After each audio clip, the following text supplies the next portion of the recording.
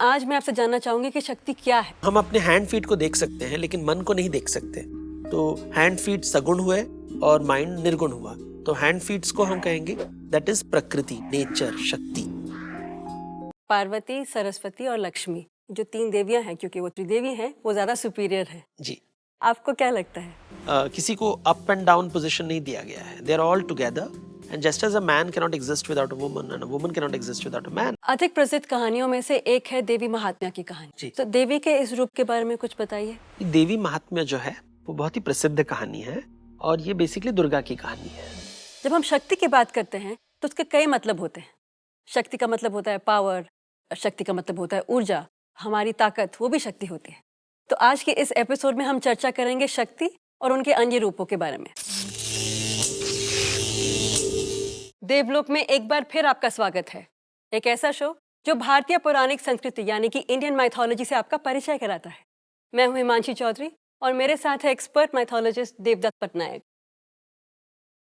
देवदत्त, मैंने कई देवियों की कहानियां सुनी हैं और सब बहुत इंटरेस्टिंग है, लेकिन आज मैं आपसे जानना चाहूंगी कि शक्ति क्या है।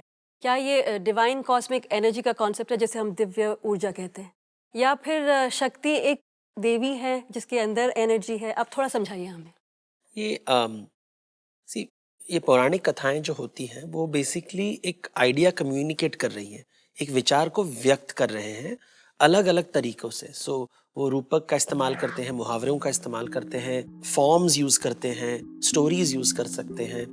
तो वो ये दिखाना चाहते हैं कि हमारी दुनिया में दो प्रकार के चीजें, दो पैरेलल फोर्सेस चल रही हैं। एक होता है मटेरियल फोर्स और मतलब चीजों की दुनिया जो अजीब है, जिसमें प्राण नहीं होता, और दूसरा होता है जिसमें प्राण होता है, जिसमें जो प्राण शक्ति है विच इज इनटेंजिबल, निर्गुण है। तो एक सगुण की दुनिया, निर्गुण की दुनिया। तो जो सगुण की दुनिया जो देख सकते हैं, जो फिजिक्स, केमिस्ट्री, बायोलॉजी हमसे सिखाती है, लेकिन जो प्राण शक्ति है वो हम देख नहीं सकते, मेजर नहीं कर सकते हैं। ये जो सगुण दुनिया है इसको स्त्री रूप दिया गया है और जो निर्गुण दुनिया है उसको पुरुष रूप दिया गया है। तो जैसे ये विचार व्यक्त करने के लिए कभी पेड़ के उपयोग करते हैं, कभी पौधों के उपयोग करते हैं, कभी कलर के, ऐसे ही लिंग के भी इस्तेमाल करते हैं, जेंडर की भी यूज करते हैं। और ज्यादातर जब भी स्त्री रूप दिखाई देता है पिक्चर में तो उसका मतलब है वो सगुण चीजों के बारे में बात कर रहे हैं, और पुरुष रूप से निर्गुण रूप के बारे में। जब हम हमारी बॉडी की बात करते हैं तो हमारे बॉडी के भी दो पार्ट्स होते हैं। एक तो हमारा जो फ्लैश होता है, हैंड्स, फीट्स, और दूसरा है हमारा माइंड। तो हम अपने हैंड फीट को देख सकते हैं लेकिन मन को नहीं देख सकते। तो हैंड फीट सगुण हुए और माइंड निर्गुण हुआ। तो हैंड फीट्स को हम कहेंगे दैट इज प्रकृति, नेचर, शक्ति, लेकिन मन को कहेंगे आत्मा। तो दो ऐसे पैरेलल फोर्सेस हमारे, जब आत्मा चला जाता है तो निर्जीव हो जाता है शरीर, लेकिन हैंड फीट तो दिखाई दे रहे हैं, प्रकृति तो अभी तक दिखाई दे रहा है। इट में बी अलाइव और डेड, लेकिन प्रकृति तो हमेशा रहेगी। That is the feminine side. तो संस्कृत में बोलेंगे नाम रूप की दुनिया, नाम रूप, और नाम रूप के जो परय है वो निर्गुण की दुनिया है। अच्छा, जो सरस्वती माँ है, पार्वती माँ है और लक्ष्मी, ये सब देवियां हैं। और मैंने देवियों की भी बहुत कहानियां सुनी है अपनी दादी से, और बहुत ही इंटरेस्टिंग कहानियां हैं। उन कहानियों में उनका जो महत्वपूर्ण पार्ट है हमारे कल्चर में, वो उनके मेल काउंटरपार्ट से ज्यादा है। और ये मुझे बहुत ही इंटरेस्टिंग लगा। तो इसके बारे में कुछ समझाइए। अगर हम फेमिनिस्ट रूप से देखें तो फिर ये मेल फीमेल डिवाइड है जी। लेकिन अगर आध्यात्मिक विषय से देखें तो जो मेल गॉड्स होते हैं, जो त्रिमूर्ति होते हैं, तो ब्रह्मा, विष्णु, शिवा। तो ब्रह्मा रचना करते हैं, विष्णु पालन कर रहे हैं और शिव जी संहार करते हैं। तो ये तीन अगर देखें तो भाषा में ये क्रिया है, वर्ब्स। लेकिन जब देवियों को देखते हैं, जैसे सरस्वती वो नॉलेज से जुड़ी हुई है, लक्ष्मी धन से जुड़ी हुई है, दुर्गा काली शक्ति से जुड़ी हुई है, स्ट्रेंथ, पावर, ये संज्ञा है, नाउन्स। तो व्याकरण में दो होते हैं ना, संज्ञा भी चाहिए और क्रिया भी चाहिए। तो जो मेल फॉर्म्स होते हैं वो क्रिया से जुड़े हुए हैं और जो फीमेल फॉर्म्स हुए हैं वो संज्ञा से जुड़े हो, और दोनों जब मिलते हैं तभी भाषा निकलती है। तो ऐसे वो एक्सप्लेन कर रहे हैं कि दुनिया में, प्रकृति में वेल्थ है, नॉलेज है, शक्ति है, लेकिन उसको क्रिएट कौन करता है, उसको पालन कौन करता है, उसका डिस्ट्रक्शन कौन करता है। तो वेल्थ को भी आप क्रिएट करते हो, मेंटेन करते हो, डिस्ट्रॉय करते हो। नॉलेज को भी आप क्रिएट करते हो, मेंटेन करते हो, डिस्ट्रॉय करते हो। देवदत्त, हमारे 3 देव हैं, ब्रह्मा, विष्णु और शिवा। और उनकी 3 देवियाँ हैं जो शक्ति माँ की रूप हैं, पार्वती, सरस्वती और लक्ष्मी। अच्छा, मेरे हिसाब से जो 3 देवियाँ हैं, क्योंकि वो त्रिदेवी हैं, वो ज़्यादा सुपीरियर हैं। जी। आपको क्या लगता है? इसके बारे में थोड़ा-सा चर्चा करते हैं। तो देव और देवी ये कॉन्सेप्ट्स जो हैं इनको आप सेपरेट नहीं कर सकते। लेकिन ये क्या होता है कि अलग-अलग संप्रदाय होते हैं। जैसे फॉर एग्जांपल शाक्त परंपरा होता है, वहाँ पे वो कहेंगे कि देवी सबसे सुपीरियर है। या आप जाओगे वैष्णव परंपरा में तो वहाँ कहेंगे विष्णु सबसे सुपीरियर है। तो हर संप्रदाय में, अलग-अलग संप्रदाय में वो उनका फेवरेट गॉड होता है। लेकिन अगर आध्यात्म में सभी संप्रदायों को देखें तो देखें कि ऐसे कुछ किसी को अप एंड डाउन पोजीशन नहीं दिया गया है। They are all together and just as a man can not exist without a woman and a woman can not exist without a man, वैसे ही देव और देव हमेशा साथ में रहेंगे। सो इसलिए शिव जी के अर्धनारीश्वर रूप है। मंदिरों में हमेशा दाम्पत्य दिखाया जाएगा, यू नो द मैरिज की। ये 2 प्रिंसिपल्स हैं। जैसे हमारा शरीर और मन को आप सेपरेट नहीं कर सकते, जीवन के लिए मन भी चाहिए, शरीर भी चाहिए, वैसे ही हमें देव भी चाहिए, देवी भी चाहिए। कहते हैं कि शिव बिन शक्ति शव है। इस कहावत पर आइए एक पौराणिक कथा देखते हैं।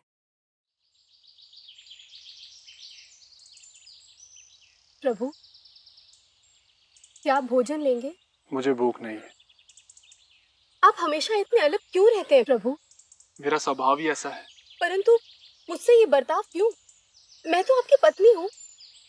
मैं किसी का नहीं हूँ, मेरा कोई नहीं, मेरी कोई आवश्यकताएं नहीं, मुझ पर कोई बंधन नहीं। इसलिए तो सब भक्तजन मेरी पूजा करते हैं, मुझे प्रेम करते हैं। यदि आपके भक्तों ने आपको अपनी पत्नी के साथ ऐसा बर्ताव करते हुए देखा तो क्या सोचेंगे वो? आपके भक्तों की सुरक्षा मैं करती हूँ। स्मरण रखिए, उनका पालन पोषण मैं करती हूँ। इस विश्व को मार्ग पर चलाने वाली शक्ति मैं ही हूँ और आपकी सेवा भी मैं ही करती हूँ महादेव। मेरी सेवा करने की आवश्यकता नहीं। आप भोजन लेंगे?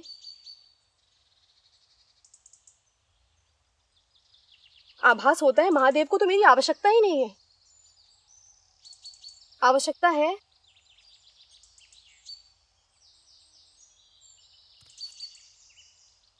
मैं जा रही हूँ।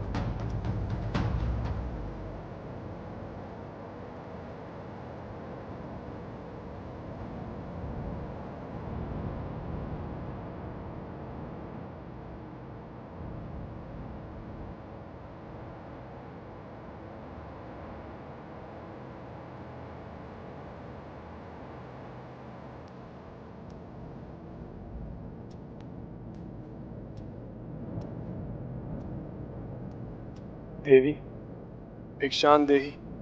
क्षमा करें महादेव, मेरे पास अन्न नहीं है।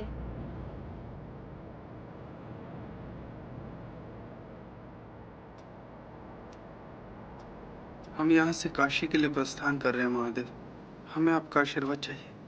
परंतु आप लोग काशी क्यों जा रहे हो? काशी की भूमि उपजाऊ है महादेव, वहाँ पर अन्न और जल अधिक मात्रा में उपलब्ध है।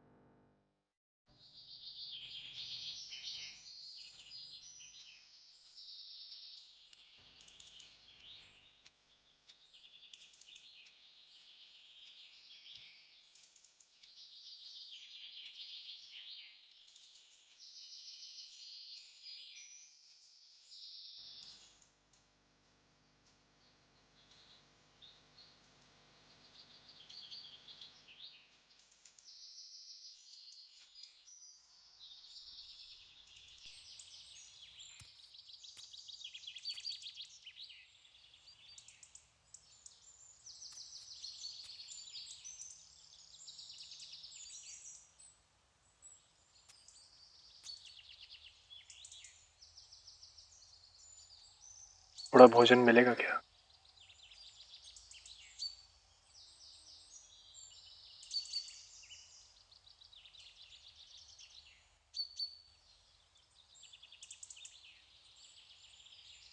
आवश्यकता है।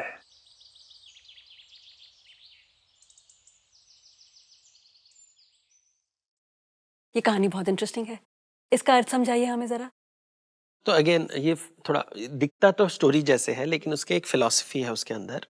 ये फिलॉसफी है कि जो अजीव, दैट इज लाइफलेस जो चीज़ होती है, और जीव में फ़र्क क्या होता है। तो जो जीवित प्राणी है, जिसमें जीवन है, जिसमें आत्मा है, उसे हमेशा भूख लगेगा, बिकॉज उसके पास शरीर है।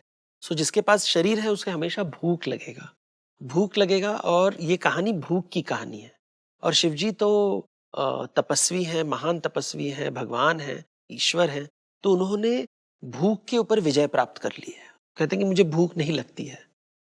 तो यहाँ पे देवी कह रही कि आप महान हो, लेकिन बाकी सब आपके जो गण हैं, जो आप पे बल है, वो आप जैसे महान नहीं है ना। तो उन्होंने भूख के ऊपर काबू नहीं किया है।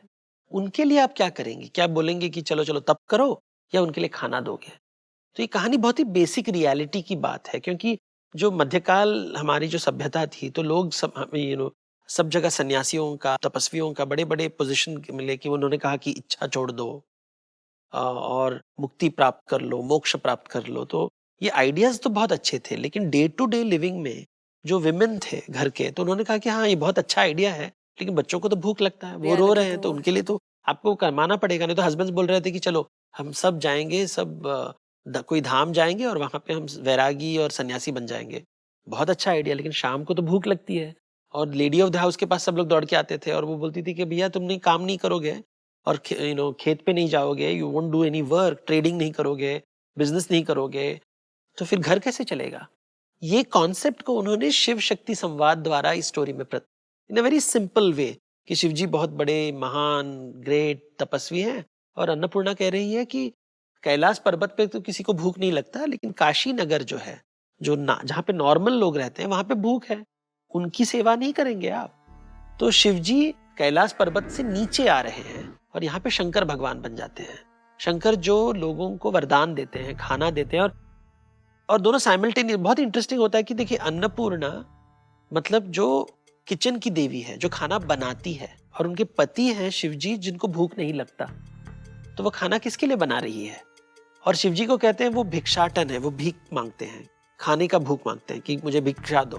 लेकिन अगर भूख नहीं लगता है तो किसके लिए आप भिक्षा मांग रहे हैं? तो अपने भक्तों के लिए, अपने लोगों के लिए। तो एक तरफ से वो खाना भी दे रहे हैं, और ये भी बता रहे हैं कि भूख से बचो, क्योंकि जितना खाना देते रहोगे भूख तो बढ़ता रहेगा, बढ़ता रहेगा, बढ़ता रहेगा, और इसी से ग्रीड आती है।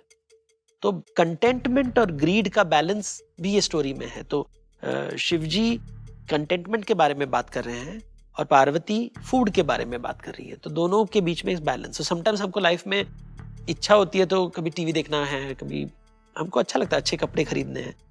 कितना खरीदना चाहिए? बहुत खरीद ले तो ग्रीड हो जाता है, और नहीं करोगे तो सन्यासी बन जाओगे। तो उन दोनों के बीच में जो बैलेंस है, ये स्टोरी में दिखा रहा है। अधिक प्रसिद्ध कहानियों में से एक है देवी महात्म्य की कहानी। जी दक्षिण भारत में उनके धार्मिक उत्सव में उनके प्लेज होते हैं, नाटक होते हैं। जी। तो देवी के इस रूप के बारे में कुछ बताइए।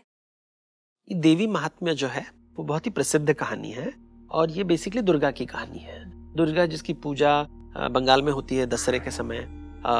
दुर्गा जिसकी पूजा गुजरात में होता है जब गरबा नाच होता है, या नॉर्थ में जगराता होता है, वसंतोत्सव होता है, वसंत नवरात्र होता है, शरद नवरात्र होता है। तो बेसिकली दुर्गा की कहानी है इसमें, और ये बहुत ही लेट आया है हमारी स्टोरीज में। अगर आप देखो विष्णु पुराण लगभग 1500 साल पहले, और उसके बाद विष्णु पुराण के बाद ये देवी महात्म्य कहानी आती है, लेकिन बहुत ही पावरफुल है। शायद ये लोक कथाओं में से निकली हुई है। अच्छा। और ये कहानी बहुत ही सिंपल है कि इंद्र, हमेशा जैसे इंद्र की कहानी होती है, इंद्र को कोई असुर डिस्टर्ब करता है, उसे स्वर्ग से निकाल देता है। इस बार इस असुर का नाम है महिषासुर। असुरों के राजा रंभासुर और राजकुमारी महिषी का विवाह हुआ। उनके संगम से महिषासुर का जन्म हुआ। महिषासुर जब चाहे पशु का रूप ले सकता था। कई वर्षों की तपस्या के बाद महिषासुर ने भगवान ब्रह्मा से वरदान पाया कि ना कोई देव, ना कोई असुर, ना कोई पशु, यहाँ तक कि त्रिदेव भी उसका वध नहीं कर सकते। ये वरदान पाकर महिषासुर की शक्ति बहुत बढ़ गई और उसने बहुत सरलता से सभी देवताओं को परास्त कर दिया। देवताओं के राजा इंद्रदेव भगवान ब्रह्मा, विष्णु और शिव के पास सहायता मांगने पहुंचे। त्रिदेव में चर्चा हुई और एक विचार सामने आया। महिषासुर को मिले वरदान के अनुसार केवल पुरुष रूपी प्राणी उसे हानि नहीं पहुंचा सकते। इस बात को ध्यान में रखते हुए उन्होंने एक स्त्री का निर्माण किया। भगवान शिव ने उसे अपना त्रिशूल दिया, इंद्रदेव ने उसे अपना वज्र दिया, अग्नि के देवता ने उसे भाल दिया और सूर्य देवता ने उसमें 10,000 सूर्यों की शक्ति भर दी। राजा हिमावन ने उसे वाहन के रूप में शेर दिया और भगवान विष्णु ने उसे देवी दुर्गा का नाम दिया। देवी दुर्गा ये सारी शक्तियां एकत्र करके महिषासुर से लड़ने युद्ध भूमि में उतर गईं। एक उग्र लड़ाई आरंभ हुई जिसमें देवी दुर्गा ने अपने शस्त्रों से एक एक करके सारे असुरों को मार डाला। मारे गए राक्षस, हाथी, घोड़े और नष्ट हुए रथ और शस्त्रों की संख्या बढ़ती गई। युद्ध भूमि में प्रवेश करने वाला अंतिम दानव महिषासुर था। देवी दुर्गा और उसके बीच एक घमासान युद्ध आरंभ हुआ। दोनों अपने अस्त्रों और शस्त्रों के साथ एक दूसरे को मारने के प्रयास में लग गए। महिषासुर अपना रूप बदल कर वार कर रहा था, परंतु देवी दुर्गा ने उसके हर रूप को नष्ट कर दिया। अंततः देवी दुर्गा ने भगवान शिव से पाए हुए त्रिशूल से महिषासुर का वध कर दिया और इस प्रकार महिषासुर का अंत हुआ। तो अगर आप देवी की मूर्ति ठीक से देखें तो जैसे दुर्गा पंडाल में जाइए और वहां पे देखेंगे कि दुर्गा वहां पे खड़ी है, दिखती है बहू के जैसे, क्योंकि गहने पहने हुए, लाल कपड़े हैं, गहने हैं, तो बिल्कुल बहू का चेहरा है, लेकिन हाथ में हथियार है और वो एक भैंस या बफेलो को मार रही है। तो एक बहुत ही वायलेंट इमेज है और हमको लगता है कि अरे देवी वायलेंट इमेज के साथ कैसे जुड़ी हुई है। और सिंपल आंसर है कि वो विलेन है और वो हीरो और विलेन का फाइट है, अच्छाई और बुराई, बट वो बहुत सिंपलिस्टिक है। बेसिकली ये आंसर दिखाने के लिए कि जब भोग के लिए, जब भी भूख लगता है, हमें भोग चाहिए, फूड चाहिए, और फूड के लिए हमेशा बलील चढ़ता है। जैसे अगर आप जंगल को जलाते हो खेत बनाने के लिए तो एक वायलेंस होता है। खेत करते हो तो आप जो भी चूहे हैं उनको मार डालते हैं, सांप को मार डालते हैं, वो भी एक तरह का वायलेंस ही है। तो आप जितना भी बोले वेजिटेरियन नॉन वेजिटेरियन, वायलेंस तो होगा ही होगा। और उसे समझाने के लिए देवी ये रूप लिया है कि ये जो गृहस्थ जीवन है, जहाँ पे खाना परोसा जा रहा है, जहाँ पे वेल्थ है, धन धान्य संपत्ति है, वहां पे वायलेंस तो होगा ही होगा। अभी कितना वायलेंस होगा वो आपके ऊपर, आपके कॉन्शियस, आपके विवेक के ऊपर डिपेंडेंट है, आपके आत्मज्ञान के ऊपर डिपेंडेंट है, लेकिन वायलेंस तो होगा। ये प्रकृति का नियम है। ये बहुत इंटरेस्टिंग है कि जो देवी है वही देवी पार्वती माँ है और वही देवी दुर्गा माँ है। तो कितने बिल्कुल एक्सट्रीम रूप है एक दूसरे से। It's basically like human beings ना, हमारा भी कितने रूप होंगे ना। बच्चों के साथ हम अलग रूप है, पेरेंट्स के साथ अलग रूप है, बॉस जब बन जाते हैं तो हमारा रूप बहुत बदल जाता है, जब हम सेवक होते हैं तो हमारा रूप बदलता है। तो देवी देवताओं का भी रूप बदलता रहता है सिचुएशन के हिसाब से। इसलिए ये बहुत ही इंटीमेट, ये stories basically based on human life, हमारी जो जिंदगी है। ऐसे कोई नहीं कि कोई दूसरी दुनिया की बात कर रहे हैं, वो हमारी जिंदगी के बारे में बात कर रहे हैं, हमारे इश्यूज की बात कर रहे हैं। इसलिए कभी हमें गुस्सा आ जाता है, हम रुद्र रूप ले लिए, कभी हम शांत रूप ले लेते हैं। तो यही दिखा रहे हैं देवियों में। अच्छा, चलिए अब देखते हैं, ऑडियंस से हम एक सवाल लेते हैं जी। हेलो सर, क्या देवी भगवानों से पहले आई थी या बाद में? ये आंसर बहुत ही पॉलिटिकल है। तो अगर लेडी ऑडियंस होगा तो हमको बोलना पड़ेगा कि लेडी पहले देवी पहले है। अगर सिर्फ क्या होता है कि ये आध्यात्मिक विषय है, फिलोसॉफिकल विषय है, मेटाफिजिकल विषय है, जहाँ पे पहला कौन आया, पुरुष आया या स्त्री, कोई नहीं आंसर कर सकता है। आपने पहले ही कह दिया कि हम सब इक्वल हैं। सब इक्वल हैं, और जो पहला आया इसका मतलब नहीं वो बड़ा है या छोटा है। बट तो जैसे शाक्त परंपरा में कहेंगे कि देवी पहले आई थी, अगर आप वैष्णव परंपरा में जाएं तो वहां पे बोलेंगे विष्णु पहले आए थे। तो अलग अलग होता है। लेकिन जनरली अगर आप हिस्टोरियन को पूछें, नेचुरल हिस्टोरियन को पूछें, तो कहेंगे कि मनुष्य के पहले भी प्रकृति था, मनुष्य के बाद भी प्रकृति रहेगा। तो अगर हम प्रकृति को स्त्री रूप में देखें तो हमेशा देवी हमेशा रहती है। प्रकृति एक कैनवस के जैसे होता है, उस जिसके ऊपर आप पेंटिंग बनाते हो जीवन का, और वो पेंटिंग का जीवन को हमने मैस्कुलिन फॉर्म दिया है क्योंकि वो क्रिया है, इट्स अ वर्ब, जिसके ऊपर बनाए हैं जिंदगी को। तो ऐसे कहे तो जैसे पुराणों में कहेंगे कि शक्ति माता जी है और बेटी भी है। तो जो माँ है वो प्रकृति है और जो बेटी है वो संस्कृति है। तो वो माँ भी है बेटी भी है। सो वैसे रिलेशनशिप है ये। अच्छा। तो बट ये रूपक है, इसे लिटरली नहीं लेना चाहिए। लोग लिटरली लेते हैं, उसमें मजा नहीं आता है, तो भाव नहीं आता है। जो डेप्थ है सब्जेक्ट का वो तभी आता है जब हम इसे रूपक के रूप से देखें कि वो क्या समझाना चाहते हैं कि ब्रह्मांड इतना बड़ा है और यहाँ पे पुरुष स्त्री सबका रोल है और इसी से वर्ल्ड पूरी दुनिया जो ब्रह्मांड है वो पुरुष भी है, स्त्री भी है, मेल है, फीमेल है, शिव है, शक्ति है। दुर्भाग्यवश आज हमारे पास इतना ही समय है। अगली बार फिर मिलेंगे इंडियन माइथोलॉजी के और शक्तिशाली पहलुओं के साथ। तब तक के लिए धन्यवाद।